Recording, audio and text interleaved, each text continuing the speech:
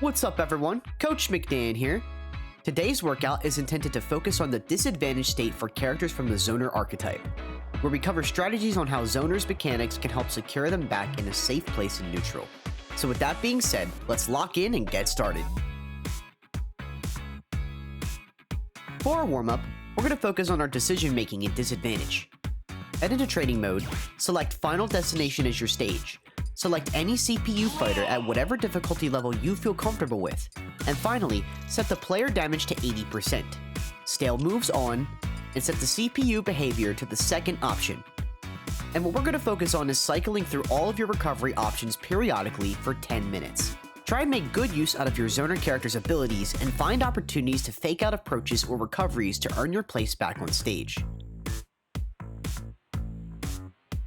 While we see Zoner characters primarily take up a majority of space on stage with their character's kit, that doesn't dismiss the predicament of being sent into disadvantageous positions. There's plenty of valid reasons why a Zoner character might get sent into disadvantage state, whether that be the fault of the Zoner character for conforming to a habitual gameplay pattern, or making unnecessary actions that leads to encounters off or above stage. Zoner characters are intended to play at a safe distance from their players anytime they have a lead in stocks and percentage. This is something that applies to many characters and yet is another fundamental way of playing Smash Bros. But it is most prominent with this archetype due to how challenging this archetype can be to fight against due to each character's projectile kits and aggressive moves. As we've gone over in our Advantage State with Zoners guide, Zoner characters typically play with a periodic pattern when making use of their projectiles.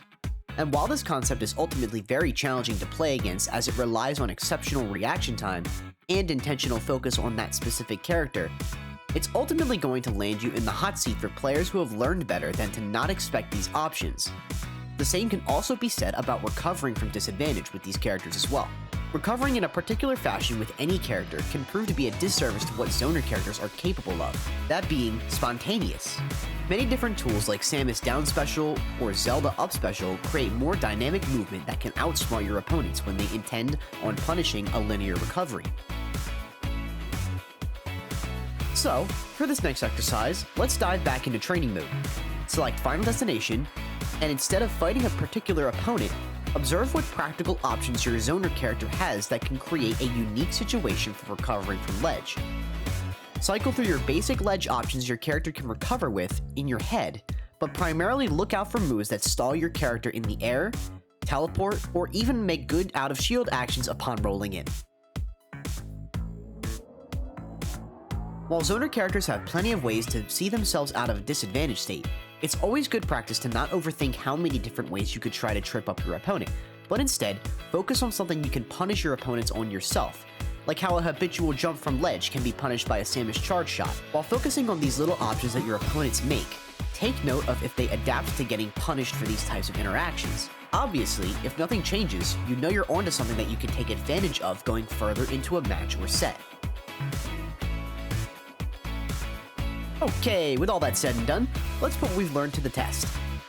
Play 3 to 5 games online with a friend or family member, and focus on recovering in various different ways against real opponents.